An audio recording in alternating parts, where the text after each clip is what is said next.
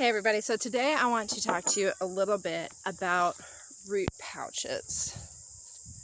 So this is something that if you watched the video with my husband and I about it's beginning to garden and starting gardening on the property, you'll know that these pouches are what we started with. It looks a lot bigger in the video or in the picture, but I promise it's not that big. So we were given these root pouches by my husband's cousin, and they were moving out of state, out of Florida as well. Didn't feel like taking them with them, so they gave them to us. And this is when we were still living in Florida and didn't have really any intentions of moving super soon. So we brought them with us when we came here to Oklahoma. So we were really excited about having all these pots already to plant our plants in. So we did all our plants in the root pouches initially, and then as some of them grew, we did have to obviously pot them because we were at that time did have more pots that we were able to put plants in that were growing to get larger. So a couple things with the root pouches. They are very well made. Let's start with the good. Very well made. Very high quality, very durable. They're supposed to last for years above ground, and you can actually even bury them, and they're supposed to last like 3 to 4 years in the ground. And so if you're doing like, let's say tree propagation, where you're doing like your tree nursery or something like that, that could be really good, because then all you gotta basically do is take the pot out of the ground and then you're good to go. You don't have to worry necessarily about like cutting and everything like that, cutting into the roots and whatnot. They do advertise that they are really good at creating strong root systems. I'm not quite sure how, I'm sure they are, but with our plants, and it's one of those things where like some of them did really good in the root pouches, some of them it just kind of stunk. So I think it kind of depends on the plant too. With these pouches, water can seep through them, so this has creeping time in it. So if you have a gap in between the side of the pouch and your dirt, like say your dirt isn't packed in there tight enough, or over time, obviously, you know, if you have a plant in here for a while, the dirt's going to move around. It's going to shift some depending on how you're watering it and everything else. What happens is it'll get to a certain point and it'll just start leaking out of the bag. So it's a lot of times really hard for the water to, unless you're watering super duper duper duper slow, or you're watering really consistently, if the dirt gets any kind of, in any way starts getting dried out. And living off grid, obviously we can't water our plants 24/7, or even technically probably as much as we should be. I know you don't water your plants 24/7, but like our plants do get dried out. There is definite, like, you know, we can only water our plants so much a day because we can only use so much water. So when we water these plants, a lot of times it'll literally go to, like, this is where the dirt's at, it'll go to about here and then start leaking out. And so all this doesn't really get a whole bunch of water, and that's not really good. And it's that way with our trees that we have in my husband's nursery. It's that way with our herbs. It's that way with our peppers. It's that way with anything. Any plant, even plants that we have that are very well packed in there, I'll notice it'll just get to a certain point and then start leaking out. And I'll check the soil of the plant and see, oh no, it was pretty dry. Like the soil is definitely dry enough. It's not hygroscopic, like it's not repelling water. It's just there's gaps at that part of the dirt where the wall of the root pouch and the dirt meet. There's just maybe a tiny little gap, so the water just leaks out. And for living off grid, it's really not a good use of water. Like, it really frustrates me sometimes when I'm watering these plants, because I'm like, oh, like I just, you know, I poured a little too fast or whatever, you know, and now my plant's not getting all the water it needs and the water's just draining off onto the ground. So there's that.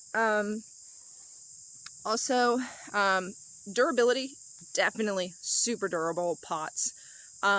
If you're looking for a very durable, like fabric type of pot, definitely recommend them for that. However, when you are up potting plants, oh my gosh, you're, I guess theoretically supposed to be able to just fold it down and pull it off. I have literally had to cut every single one of my pots, because I can't get them off. I fold down, I start pulling, and especially with the trees that we have in my husband's nursery, and these aren't very big trees. These are only like a year old, 2-year-old trees. So they're not these big, massive trees with these massive root systems. The roots have grown through them.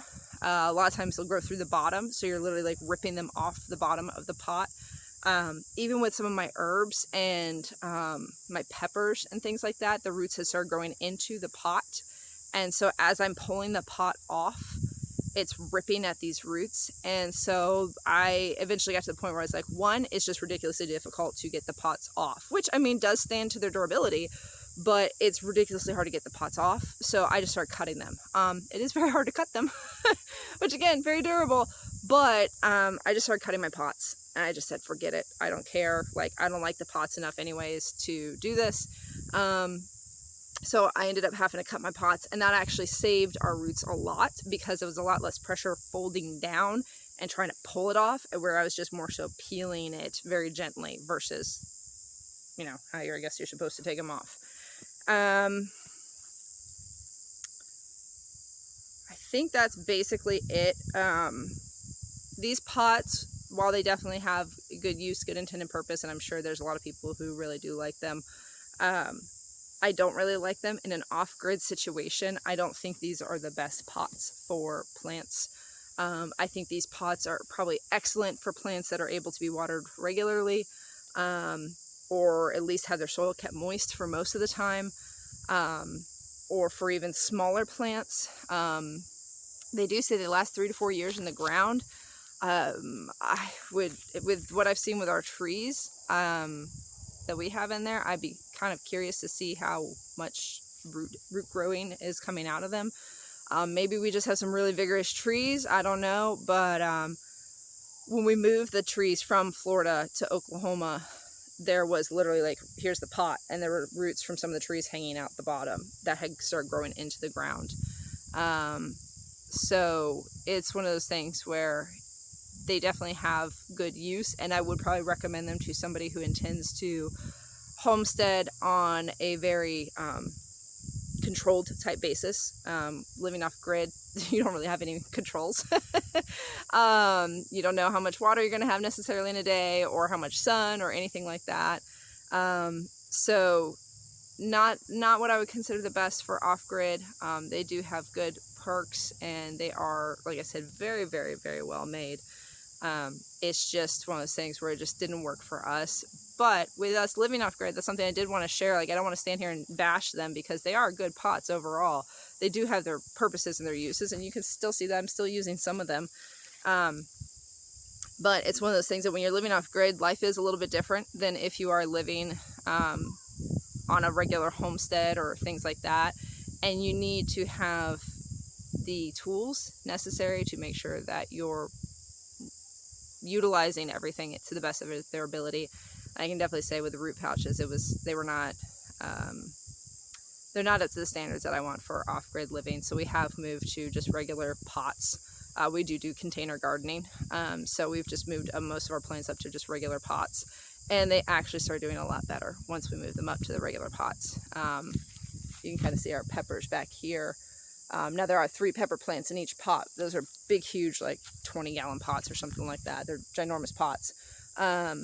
But they were in root pouches, and they were doing all right. But the minute I moved them up to the big pots, even with 3 different plants in them, even though they're all right next to each other to begin with, sitting in the root pouches, when I moved them into the big pots, they just exploded and did much better, because I think it held the water a lot better too. So just something to think about, guys.